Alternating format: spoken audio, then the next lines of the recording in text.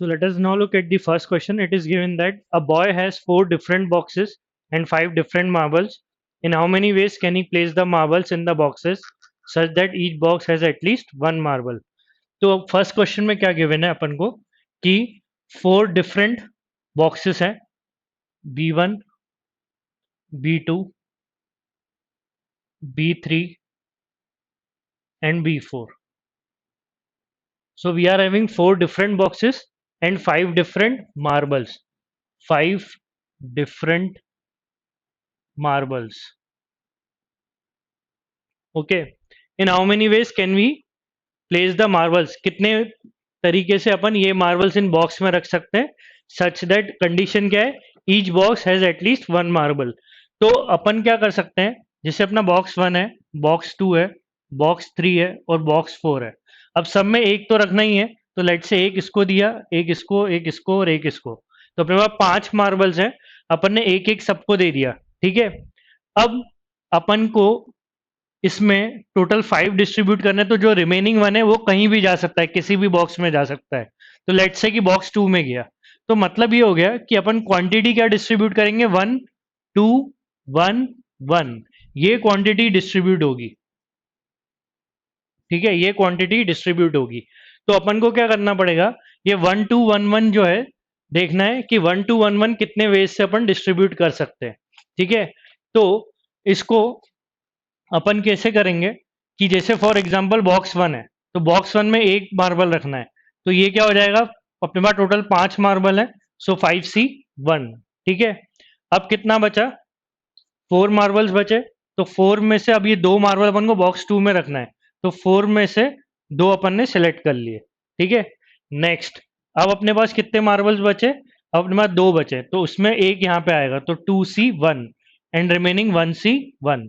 तो इस तरीके से अपन क्या करेंगे, मार्बल्स सेलेक्ट करके बॉक्स में रख देंगे. ठीक है. तो ये क्या बनेगा अपना, 5C1 is 5, 4C2 is 6 and 2C1 is 2 and 1C1 is 1. ठीक है. बट अपन को ये भी ध्यान देना है कि ये जो 1 2 1 1 है, ये आपस में डिस्ट्रीब्यूट भी हो सकता है कि 2 1 1 हो, या 1 1 2 1 हो, या फिर 1 1 1 2 हो, तो ये आपस में भी परम्यूट हो सकता है. तो 1 2 1 1 कितने तरीके से परम्यूट हो सकता है, 4 क्वांटिटीज है, सो 4 फैक्टोरियल. ठीक है. और 3 आइडेंटिकल है, तो अपन डिवाइड किससे करेंगे, 3 फैक्टोरियल से. तो ये कितने तरीके से परम्यूट हो सकता है, 4 वेज से. ठीक है. तो अपन इसको किससे, इस पूरी वैल्यू को किससे मल्टीप्लाई कर देंगे, 4 से, टोटल नंबर ऑफ अरेंजमेंट. ठीक है. तो ये कितना हो जाएगा, 5 6 30 32 60 and 60 into 4 is 240. So our answer is first option, which is 240. So let us now look at the next question. In this it is given that 5 coins are tossed simultaneously. Find the total number of ways in which the number of heads will be greater than the number of tails. So in this question it is given that कि there are 5 coins. 5 coins अपन ने toss करा है. ठीक है. और उसमें क्या बोला है, कितने वेज होंगे जिसमें number of heads will be greater than the number of tails. ये अपन को फाइंड करना है कि number of head should be greater than number of tails. So अपने पास 5 कॉइन है, C1 C2 C3 C4 और C5. ठीक है. अब अपन के लिए फेवरेबल अरेंजमेंट क्या है कि हेड्स ज्यादा होने चाहिए टेल से. तो एक केस क्या हो सकता है, एक केस हो सकता है कि सब हेड्स हो. ठीक है. दूसरा केस क्या हो सकता है, दूसरा केस हो सकता है कि एक टेल हो, बाकी सब हेड्स हो. ठीक है. और एक केस क्या हो सकता है, एक केस हो सकता है कि 2 में टेल आए और बाकी 3 में क्या है, हेड्स. ठीक है. अब केस 4 तो बना नहीं सकते, क्योंकि अगर मैंने एक को टेल कर दिया तो number of tails will be greater than the number of heads. But अपन को कंडीशन क्या मेंटेन रखनी है, number of heads should be greater than the number of tails. तो ये अपन के पास एक केस है. अब ये जो हेड्स हैं, कितने तरीके से अपन पांचों कॉइन्स में हेड्स ला सकते हैं, there is only one way. Okay. Now एक कॉइन टेल्स दे, बाकी 4 हेड्स दे. अब ये टेल्स तो कोई भी कॉइन दे सकता है C1 से C5 में. ठीक है. तो अपन क्या करेंगे, इसका अपन अरेंजमेंट देखेंगे कि कितने वे से C1 से C5 में ये अरेंजमेंट आ सकता है. तो टोटल अरेंजमेंट क्या होगा, 1 2 3 4 5, 5 factorial and there are 4 identical heads, so we'll divide with 4 factorial, so there will be total 5 ways. ठीक है, सो 5 ways से अपन ये अरेंजमेंट डिस्ट्रीब्यूट कर सकते हैं कॉइन 1 से कॉइन 5 पे. वैसे ही केस 3 में अपन को 2 टेल्स और 3 हेड आ रहे हैं, तो इसको भी अपन डिस्ट्रीब्यूट कर सकते हैं C1 से C5 में परम्यूट कर सकते हैं. तो इसके कितने वेज होंगे, टोटल हो जाएगा 5 factorial divided bye 2 identical tails, 3 identical heads. So for tails it will be, for 2 tails there would be 2 factorial, and for 3 heads that would be 3 factorial. So that will be 120 divided by 2, 3 factorial is 6. So that is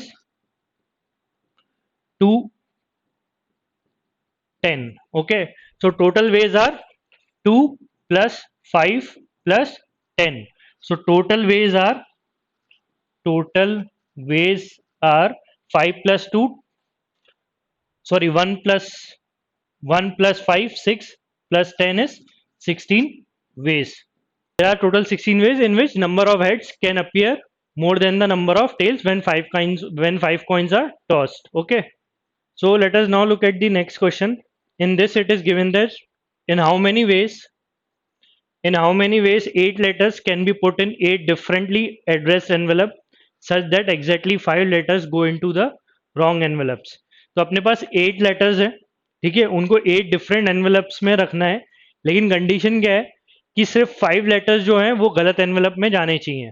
तो अपने पास L1, L2, L3, L4, L5, L6, L7 and L8 अपने पास 8 letters हैं. इनके corresponding envelopes हैं E1, E2, E3, E4, E5, E6, E7 and E8. ठीक है, ये letters अपन ने मान लिए और ये एनवेलप्स उसके करस्पॉन्डिंग. अब क्वेश्चन क्या बोल रहा है कि इसमें सिर्फ 5 जो हैं वो एग्जैक्टली गलत एनवेलप में जाने चाहिए. तो मतलब ये हो गया कि 3 सही एनवेलप में जाने चाहिए, तो वो कोई भी 3 हो सकते हैं. तो अपन सबसे पहले वो 8 लेटर्स में से वो 3 लेटर सिलेक्ट करेंगे जो सही एनवेलप में जाएंगे. तो कितने तरीके से सिलेक्ट कर सकते हैं वो 8 में से 3 लेटर 8C 3 वेज से. ठीक है, अब लेट्स से कि मैंने L1, L2 और L3 सिलेक्ट किया है. ठीक है, तो अब जो बचे हुए हैं L4 से लेके L8 तक, ये आपस में किस तरीके से अरेंज होने चाहिए कि हर लेटर जो है अलग अलग एनवेलप या फिर अपने करस्पॉन्डिंग एनवेलप पे ना जाए. ठीक है, मतलब ये पांचों लेटर जो होने चाहिए वो अपने करस्पॉन्डिंग एनवेलप में नहीं जाने चाहिए, एक भी नहीं जाना चाहिए. तो इस केस में जो आता है कंसेप्ट वो आता है डी अरेंजमेंट. ठीक है, तो मतलब अपन को क्या करना है, डी अरेंजमेंट करना है 5 ऑब्जेक्ट्स का. ठीक है, डी अरेंजमेंट करना है अपन को. ठीक है, अपन को डी अरेंजमेंट करना है.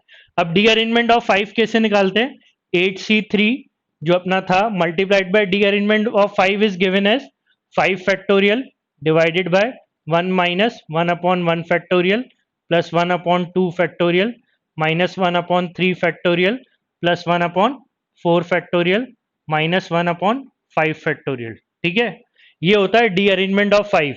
That means these are the total ways in which 5 different letters does not go to their respective envelopes. ठीक है, तो कितने तरीके से ये लेटर्स अपने करस्पॉन्डिंग एनवेलप्स में नहीं जा सकते, उसके टोटल वेज ये हैं. ठीक है, सो that is the concept of D arrangement. ठीक है, तो 8C3 multiplied by, when you will calculate the value of this part you will get 44. So our answer is option A, which is 8C3 into 44 ways. Okay, so that is the concept of D arrangement. So our next question is 12 persons are seated in a row. Find the number of ways of selecting 5 persons such that no 2 of them are consecutive. तो अपन के पास यहाँ पे given है next question में कि 12 person है, 12 person एक रो में बैठे हैं, अपन को 5 सिलेक्ट करने हैं, लेकिन 5 कैसे सिलेक्ट करने हैं, वो 5 आपस में क्या नहीं होने चाहिए, कॉन्जिक्यूटिव नहीं होने चाहिए. ठीक है, तो मतलब क्या हुआ, जो अपन सिलेक्ट कर रहे हैं उनके बीच में एटलीस्ट एक पर्सन तो होना चाहिए जब अपन सिलेक्शन कर रहे हैं. ठीक है, दैट मीन्स क्या कि जैसे A B C D E है, ठीक है, नो टू आर कॉन्जिक्यूटिव, जैसे मान लो अगर मेरे को इसमें से दो सेलेक्ट करने जिसमें नो टू आर कॉन्जिक्यूटिव, वो कॉन्जिक्यूटिव नहीं हो सकते, तो मैं या तो ए और सी लूंगा या फिर मैं क्या लूंगा, बी और ई लूंगा, ऐसे, सच दैट की गैप होना जरूरी है। तो इस केस में क्या कर सकते हैं अपन, जैसे अपन को पांच लोग सेलेक्ट करने 12 में से, so let us assume that A, B, C, D and E, मैंने जो पांच सिलेक्ट करे वो ये हैं, ठीक है। अब मेरे को क्या पता था टोटल कितने पर्सन है, 12% है, ठीक है। मैंने ये पांच सिलेक्ट करे, अब मुझे ये पता है कि इनके बीच में एक होना जरूरी है, इनके बीच में एक पर्सन होना जरूरी है एटलीस्ट, ठीक है। तो जब मैंने 12 में से पांच सिलेक्ट किए थे, तो मेरे पास कितने बचे, मेरे पास बचे 7 पर्सन, जो मैं इस अरेंजमेंट में रख सकता हूं, ठीक है, इनके बीच में मैं रख सकता हूं। लेकिन मुझे एक चीज और ध्यान रखनी है कि इनके बीच में एटलीस्ट एक तो रखना ही है। तो लेट से मैं पहले वो एक रख दूं, तो एक यहां रख दिया, एक यहां रख दिया, एक यहां पे और एक यहां पे, तो मेरे क्या होंगे, 7 में से 4 पर्सन जो है वो इन स्लॉट में आ जाएंगे, ठीक है। अब 7 में से 4 पर्सन तो इस स्लॉट में आ गए, तो अब क्या होगा कि इसमें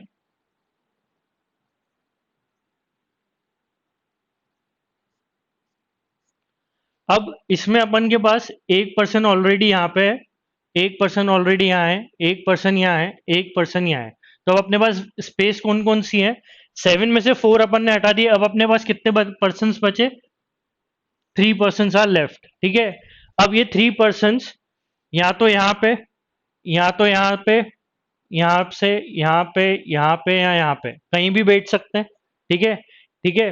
तो या फिर मैं ये बोल सकता हूँ ये जो 3 पर्सन है वो इनमें से किसी भी स्लॉट से बिलोंग कर सकते हैं, या तो वो यहाँ से हो सकते हैं, या तो यहाँ से, यहाँ से, यहाँ से, यहाँ से, या फिर यहाँ से कहीं से भी हो सकते हैं। तो मतलब ये हो गया कि अपने पास जैसे फॉर एग्जाम्पल अगर मैं इसका स्पेस का नाम दूं P Q R S T U, तो P plus Q plus R plus S plus T plus U, इनका सम क्या होना चाहिए, इनका सम होना चाहिए 3, ठीक है। ये 3 जो है कहीं भी डिस्ट्रीब्यूट हो सकते हैं, ये तीन कहीं पे भी हो सकते हैं, ठीक है। जब अपन उन 12 में से सिलेक्ट कर रहे हैं तो ये तीन कहीं भी हो सकते हैं। अब ये तीन कहीं भी हो सकते हैं, तो अपन को क्या करना है, ये तीन डिस्ट्रीब्यूट करना है किसमें, इन 6 एलिमेंट में। तो ये अपन क्या कर रहे हैं, आइडेंटिकल को डिफरेंट में डिस्ट्रीब्यूट कर रहे हैं, ठीक है। तो इसमें क्या कर रहे हैं अपन, 3 को डिस्ट्रीब्यूट कर रहे हैं, इसमें अपन 3 को डिस्ट्रीब्यूट कर रहे हैं किसमें, इनमें तीन छः, छः एलिमेंट्स में। तो वो अपन ने आइडेंटिकल टू डिफरेंट अरेंजमेंट क्या होता है, N plus R minus one C R minus one, ठीक है। जिसमें एन अपना क्या होता है, एन होता है ये, ठीक है, और आर क्या होता है अपने ये नंबर ऑफ डिस्ट्रीब्यूशन। सो 1 2 3 4 5 6, 6 में डिस्ट्रीब्यूट करना है अपन को 3, सो टोटल वेज आर 3 + 6 - 1 सी, कितना हो जाएगा ये 3 - 1, तो ये हो जाएगा कितना 9 - 1 8, 8C, सॉरी 6 - 1, तो ये हो जाएगा कितना 5, तो 8C5 is equal to 8C3।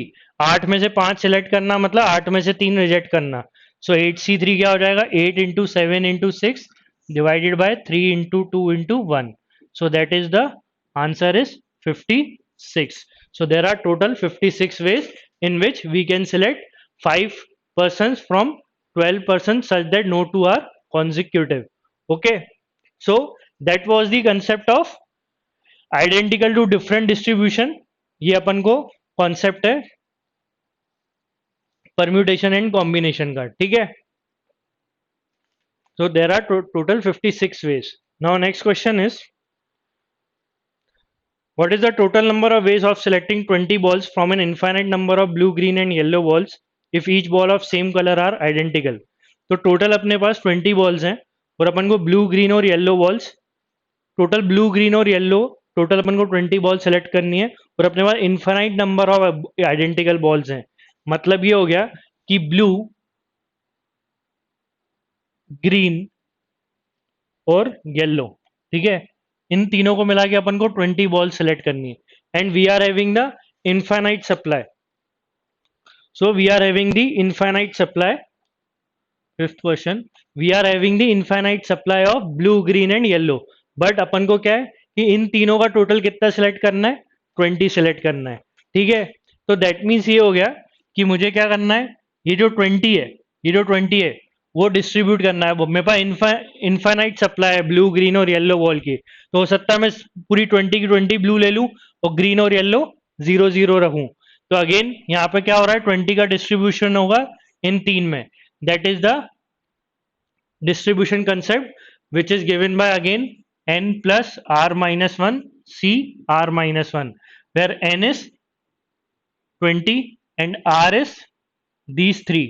Okay, so concept क्या बनेगा, 20 plus 3 minus 1 c 3 minus 1, तो ये हो जाएगा 23 minus 1 is 22 c 2, तो 22 c 2 क्या बनेगा अपना, 22 into 21 divided by 2 into 1, तो ये हो जाएगा 11, so that will be 231, so our answer would be 231. So there are total 231 ways in which we can select blue, green and yellow from the infinite supply of blue, green and yellow balls. So 20 balls अपन को select करनी थी, so there are total 231 ways. Okay, in how many ways can a maximum of 2 fruits can be chosen out of 3 apples, 2 orange, 2 mangoes and 1 peach? Now we are having 3 apples, now we are having 3 apples, 2 oranges, 2 mangoes and 1 peach. ठीक है, अपन को क्या करना है, इसमें maximum 2 fruit select करने, कितने तरीके से इनको सिलेक्ट कर सकते हैं। ठीक है, अब मैक्सिमम अपने पास 3 आइडेंटिकल एप्पल्स है, 2 आइडेंटिकल ऑरेंज है, 2 आइडेंटिकल मैंगोज है एंड 1 पीच है। अपन को कितने सिलेक्ट करने हैं, अपन को सिलेक्ट करने हैं इसमें से maximum of 2 fruits. So maximum of 2 fruits, maximum of 2 fruits का मतलब क्या हुआ, या तो 0 फ्रूट्स, या तो 1 फ्रूट, या तो 2 फ्रूट्स। ठीक है, या तो आप एक भी सिलेक्ट नहीं करो, या तो एक सिलेक्ट करो, या फिर मैक्सिमम 2 सिलेक्ट करो। ठीक है, तो मैक्सिमम ऑफ 2 फ्रूट्स में ये 3 केस होंगे। तो पहला केस देख लेते हैं, पहला केस है अपना 0 सिलेक्शन, मतलब एक भी सिलेक्ट नहीं करो आप। तो कितने वेज होंगे एक भी सिलेक्ट ना करने का, सिर्फ एक ही वे होगा। ठीक है, दूसरा केस, दूसरा केस क्या है कि एक ही सिलेक्ट करना है। अब आपको एक सिलेक्ट करना है, तो आपके पास क्या है, एक जो आपको सिलेक्ट करना है, तो वो या तो आप एप्पल ले सकते हो, या तो ऑरेंज ले सकते हो, या तो मैंगो ले सकते हो, या तो पीच ले सकते हो। तो आपके पास टोटल 4 टाइप्स ऑफ फ्रूट है, तो ये हो जाएगा 4C1। 4 क्या है यहाँ पे, एक एप्पल, ऑरेंज, मैंगो और पीच, ये 4, इनमें से एक लेना है, तो 4C1 ways, so that is the 4 ways. ठीक है, केस 3 क्या हो जाएगा, केस 3 होगा जब आपको 2 सिलेक्ट करने। ठीक है, अब जब आप 2 सिलेक्ट करोगे तो यहाँ पे फर्दर 2 केस आएंगे। जब आप 2 सिलेक्ट करोगे तो हो सकता है आप 2 आइडेंटिकल सिलेक्ट करोगे, या तो फिर क्या हो सकता है आप 2 डिफरेंट सिलेक्ट करोगे। ठीक है, अब अगर आप 2 आइडेंटिकल सिलेक्ट करते हो तो वो क्या हो सकते हैं, या तो 2 एप्पल हो सकते हैं, ठीक है, या तो 2 ऑरेंज हो सकते हैं, या तो फिर 2 मैंगो हो सकते हैं। पीच तो 2 आ नहीं सकते क्योंकि एक ही पीच है। और अगर मेरे को डिफरेंट 2 उठाने, 2 डिफरेंट सिलेक्ट करने, तो मेरे पास क्या क्या है, मेरे पास एप्पल, ऑरेंज, मैंगो और ये पीच, टोटल 4 वेराइटी है डिफरेंट। ठीक है, तो अपन 4 में से कोई भी 2 उठा लें। ठीक है, इन 4 वेराइटी में से कोई भी 2 उठा लें, तो कितने हो जाएगा, 4C2 कितना होता है, 6 वेज। ठीक है, तो टोटल कितने वेज हो गए, ये हो गए अपने 3 veg. So 6 ways plus 3 ways 9 ways plus 1 10 ways plus 4. So total ways are 1 plus 4 plus 3 plus 3 plus 6. So there are total 14 ways to select maximum of 2 fruits from these available fruits. Okay. Now coming to the next question. Next question is, in a staircase there are 4 steps. A person can take 1 step. A person can take 1 step, 2 step, 3 steps or 4 steps. Okay, so in this it is given that a person can, in a staircase there are 4 steps. एक staircase में 4 steps हैं। ठीक है, एक staircase में 4 steps हैं। सो 1 2 3 4, तो 4 steps हैं। तो अब क्वेश्चन ने क्या पूछा है, a person can take 1 step या 2 स्टेप या 3 स्टेप या 4 स्टेप वो ले सकता है। In how many veg can he reach the top, एक पर्सन टॉप पे कितने वेज से पहुंच सकता है, बाय टेकिंग 1 या 2 या 3 या 4 स्टेप्स। ठीक है, so let us consider the first case when he takes only 1 step. तो अगर वो एक एक स्टेप लेता है तो 1 2 3 4, ये 4 स्टेप पे वो टॉप पे पहुंच जाएगा। तो इसके कितने वेज हैं एक एक स्टेप लेने के, देर इज ओनली 1 वे। ठीक है, केस 2, केस 2 हो सकता है जब वो एक या दो स्टेप ले। ठीक है, एक या दो स्टेप ले, तो हो सकता है वो क्या करे, दो स्टेप ले फिर एक और एक ले ले। ठीक है, तो इसके कितने अरेंजमेंट बनेंगे 2 1 1 के, 2 1 1 के बनेंगे 3 फैक्टोरियल बाय 2 फैक्टोरियल, क्योंकि यहाँ दो 1 आइडेंटिकल है, तो देर आर 3 वेज। या फिर क्या हो सकता है 2 और 2 दो दो स्टेप लेके करे, तो दो दो स्टेप करके करता है, तो देर इज ओनली 1 वे। ठीक है, तो यहाँ तो 1 और 2 का कॉम्बिनेशन करके एक ये बन सकता है और दोनों 2 यूज करके एक वे बन सकता है। ठीक है, और यहाँ अपन ने यूज किया था ओनली 1 वे।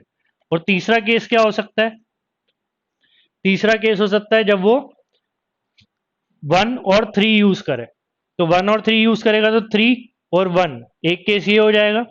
ठीक है, सो 3 और 1 के कितने केस बनेंगे, या तो 3 1 स्टेप या फिर 1 या 3 स्टेप, तो देर आर 2 वेज।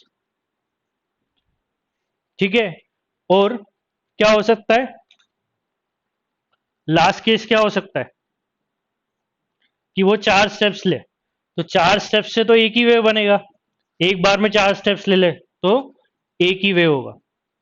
तो टोटल कितने वेज हो गए, 1 + 3 4 5 6 7 and that is 1। Total there are 8 ways to reach the top. So there are total 8 ways to reach the top. तो अपन ने केसेस कंसिडर करे, यहाँ तो एक स्टेप लेके तो सिर्फ एक ही ऑप्शन है, या 1 या 2 स्टेप लेके यहाँ तो 2 1 1 का कॉम्बिनेशन, या तो 2 2 का आइडेंटिकल कॉम्बिनेशन। ठीक है, और 1 और 3 से क्या हो सकता है 3 और 1, या तो फिर 1 और 3, 2 वेज हो जाएंगे। और अगर वो 4 स्टेप लेता है एक बार में, तो देर इज ओनली 1 वे कि 4 स्टेप से वो टॉप पे पहुंच जाए। So there is only 1 way, so total ways are 8। Okay, which is option A, 8। A bag contains 5 identical white balls, 6 identical green balls, and 4 identical red balls. In how many ways can these balls be arranged in a row such that all the red balls are together and no two green balls are together? तो एक bag में 5 white balls हैं, 5 white balls हैं। ठीक है, 6 green balls हैं identical. ठीक है, और 4 आइडेंटिकल रेड बॉल्स हैं, 4 आइडेंटिकल रेड बॉल्स हैं। तो इसमें क्या दिया है, in how many ways we can, in how many ways can these balls be arranged in a row such that all the red balls are together and no two green balls are together? सब red balls एक साथ होनी चाहिए और कोई भी green ball एक साथ नहीं होनी चाहिए। तो अपन का यहाँ पे नो टू ग्रीन बॉल्स बोला है, कोई भी ग्रीन बॉल एक साथ नहीं होनी चाहिए। तो अपन पहले व्हाइट का अरेंजमेंट करेंगे, 1 2 3 4 5। अब अपने पास 5 व्हाइट बॉल्स हैं, तो इनके बीच में अपन स्लॉट्स क्रिएट करेंगे। अपन इनके बीच में 5 व्हाइट बॉल है, इनके बीच में स्लॉट्स क्रिएट होंगे कितने, 6। ठीक है, अब अपन को क्या ध्यान रखना है कि कोई भी ग्रीन बॉल साथ ना हो। तो पहले अगर अपन देखेंगे चारों रेड हमेशा साथ आनी चाहिए, तो मैं 4 रेड बॉल्स को रिप्रेजेंट कर रहा हूँ कैपिटल आर से। ठीक है, ये कैपिटल आर का रिप्रेजेंट कर रहा है 4 रेड बॉल एक साथ। ठीक है, तो अब मेरे को ये बताओ ये आर जो है कितने तरीके से इन स्लॉट्स में आ सकता है, 1 2 3 4 5 6। सो रेड बॉल रखने के अपने पास कितने वेज हैं, 6 वेज हैं। तो रेड बॉल रखने के अपने पास 6 वेज हैं। ठीक है, अब लेट से कि मैंने है ना रेड बॉल यहां रख दी, ठीक है, इधर बीच में। तो अगर मैं रेड बॉल यहां रखता हूं तो फिर क्या होगा, फर्दर 2 स्लॉट क्रिएट हो जाएंगे, एक ये इसके लेफ्ट में एक इसके राइट में। ठीक है, तो एक राइट के लेफ्ट में और एक राइट के राइट में। ये आर क्या रिप्रेजेंट कर रहा है, 4 रेड बॉल जो अपन एक साथ रखनी है। ठीक है, अब what about green balls, green balls के लिए कितने स्लॉट क्रिएट हो जाएंगे, अब ग्रीन बॉल 6 ग्रीन बॉल कितने तरीके से रख सकते हैं, स्लॉट कितने हैं, 1 2 3 4 5 6 7, 7 स्लॉट है और 6 ग्रीन बॉल है, कितने तरीके से रख सकते हैं, 7 में से 6 स्लॉट सिलेक्ट करेंगे अपन, ठीक है, ग्रीन रखने के लिए। तो अपन अगर इनमें से कोई भी 6 स्लॉट लेंगे तो उन्हीं 6 स्लॉट में रखेंगे, तो ग्रीन बॉल कभी भी साथ नहीं होगी। ठीक है, देखो अगर मैं ग्रीन यहाँ रखता हूँ, यहाँ रखता हूँ, इधर रखता हूँ, इधर रखता हूँ और इधर रखता हूँ, ठीक है, तो 1 2 3 4 5 और एक 6, तो इसमें कभी भी ग्रीन बॉल्स कभी भी साथ नहीं होंगी। तो 7C6 से अपन ने 6 स्लॉट सिलेक्ट करे। अब आइडेंटिकल बॉल्स है, इनका अरेंजमेंट तो एक ही होगा, तो अपन का टोटल वेज क्या होगा, 6 इंटू 7C6 क्या होता है, 7, so there are total 42 ways. Okay, so there are total 42 ways in which green balls are never together when arranged among green, red and white. Okay, so let us now look at the next question. Let k be an integer such that the sum of digit of k is 2 and 10 k की range दी है 10 to the power 9 to 10 to the power 10. How many values can k have? तो अपन को पता है कि k क्या है, integer है, k एक इंटीजर है और उसकी की सम का डिजिट्स, सम ऑफ डिजिट्स जो है, सम डिजिट्स क्या है उसका 2, मतलब वो एक ऐसा नंबर है जो इंटीजर है और उसकी डिजिट्स का सम क्या है 2, और k की रेंज गिवन है, और k की रेंज क्या है 10 टू दी पावर 9 से लेके 10 टू दी पावर 10 तक। ठीक है, तो अपन को 10 टू दी पावर 9 से 10 टू दी पावर 10 के बीच में k कंसिडर करना है जो इंटीजर हो और उसकी डिजिट्स का सम 2 हो। तो ऐसे कितने नंबर्स पॉसिबल है, how many values can k take? तो k की कितनी वैल्यूज हो सकती है? अब देखो अपन को k को 10 टू दी पावर 9 से ज्यादा लेना है, तो 9, सो 1 2 3 4 5 6 7 8 और ये 9, पर ये तो हो गया 10 टू दी पावर 9, ये अलाउड नहीं है, इससे ग्रेटर। तो सबसे स्मॉलेस्ट नंबर अपन को 10 टू दी पावर 9 के बाद क्या मिलेगा, जब अपन यहाँ पे क्या रख देंगे 1। ठीक है, तो अपन को ये सबसे स्मॉलेस्ट नंबर मिलेगा जो 10 टू दी पावर 9 के ऊपर होगा, इंटीजर होगा और इनके डिजिट्स का सम क्या होगा 2 होगा। ठीक है, तो that is the number which is satisfying the all three conditions. ठीक है, तो अब कितने नंबर बन सकते हैं, तो एक तो नंबर ये खुद ही है। ठीक है, ऐसे ही आप 1 यहाँ पे शिफ्ट करते जाओगे तो आपके डिफरेंट नंबर बनते जाएंगे। सो 1 0 0 0 0 1 0। ठीक है, similarly 1 0 0 0 0 0 1 0 0। In the similar way 1 कहां तक आएगा, यहां तक। सो 1 1 1 2 3 4 5 6 7 8। सो एक ये भी बन सकता है। ठीक है, तो ऐसे टोटल कितने बनेंगे अपन के पास, कितने, 1 2 3 4 5 6 7 8 9, 9 टाइम्स आप 1 को शिफ्ट कर सकते हो, तो ये से टोटल 9 नंबर्स बनेंगे। ठीक है, और एक नंबर कौन सा बन सकता है, क्योंकि ये 10 टू दी पावर 10 है, उसके नीचे एक और नंबर बन सकता है, वो क्या है 2 0 0 0 0। ठीक है, एक ये नंबर भी बन सकता है जो इस रेंज के अंदर आएगा जिसका डिजिट्स का सम क्या है 2। सो टोटल कितने टोटल कितने वेज हो गए, so there are total 10 values of K are possible. So total 10 values of K are possible in order to satisfy this condition. ठीक है, तो टोटल 10 ऐसे नंबर बन सकते हैं जो इन तीन कंडीशन को सेटिस्फाई करें कि डिजिट्स का सम भी 2 हो, इंटीजर भी हो, ठीक है, और इस रेंज के अंदर हो। ठीक है, so let us look at the last question. So last question is, in this it is given that in how many ways can the crew of 10 odd boat can be arranged when 10 persons are available, 2 of whom can row only on the bow side and 3 of whom can row only on the stroke side. तो total यहाँ पे 10 persons हैं, एक 10 odd boat में, वो एक 10 odd boat में उनको अरेंज करना है, लेकिन कंडीशन क्या दी है कि बो साइड पे सिर्फ 2 ही रो कर सकते हैं और स्ट्रोक साइड पे सिर्फ 3 रो कर सकते हैं। तो in how many ways we can arrange these 10 persons in a boat. So अगर अपन बोट को कंसिडर करें तो लेट से कि बोट का डायरेक्शन ये अपवर्ड्स है, तो ये हो गया बो साइड और ये हो गया अपना स्ट्रोक साइड। ठीक है, ये बो side and that is stroke side. So 1 2 3 4 5 6 7 8 9 and that is 10। ठीक है, सो अपन को ये 10 लोगों को अरेंज करना है इस बोट में, और अपन को बो साइड में उन्होंने कितना दिया है, बो साइड में कितना दिया है 2 of whom can row only on the bow side. 10 में से 2 तो ऐसे हैं जो हमेशा से बो साइड पे ही रो करेंगे, ठीक है, तो वो 2 हो गए वहां फिक्स, ठीक है। और बाकी 3 ऐसे हैं जो सिर्फ स्ट्रोक साइड में फिक्स है, ठीक है, जो सिर्फ स्ट्रोक साइड पे ही रह सकते हैं, तो वो 3 यहाँ फिक्स हो गए, 2 यहाँ फिक्स हो गए, टोटल कितने हैं 10, ठीक है। तो अब बचे कितने अपने पास, 5 और बचे हैं, ठीक है। अब यहाँ 2 है टोटल, यहाँ कितने आ सकते हैं, यहाँ आ सकते हैं 5, 5 आएंगे लेफ्ट में, तो 2 यहाँ पे ऑलरेडी फिक्स थे, बचे अपन को और कितने रखने हैं यहाँ पे, बो साइड में 3 पर्सन और रखने हैं, तो 5C3, 5 बचे थे, अपन ने उनमें से 3 सिलेक्ट करे, 5 में से 3 कैसे सिलेक्ट कर सकते हैं, 5C3 वेज से। तो जैसे ही अपन 3 सिलेक्ट करेंगे तो जो 2 बच जाएंगे वो कहाँ शिफ्ट हो जाएंगे, स्ट्रोक साइड पे, ठीक है। सो 2 वो ऑटोमेटिकली स्ट्रोक साइड पे शिफ्ट हो जाएंगे। तो अपन के टोटल वेज कितने हो गए, 5C3, ठीक है, जो अपन ने यहाँ से सिलेक्ट किए थे 3 पर्सन बो साइड के लिए, और जो बच गए 2 तो वो खुद ही यहाँ चले गए थे।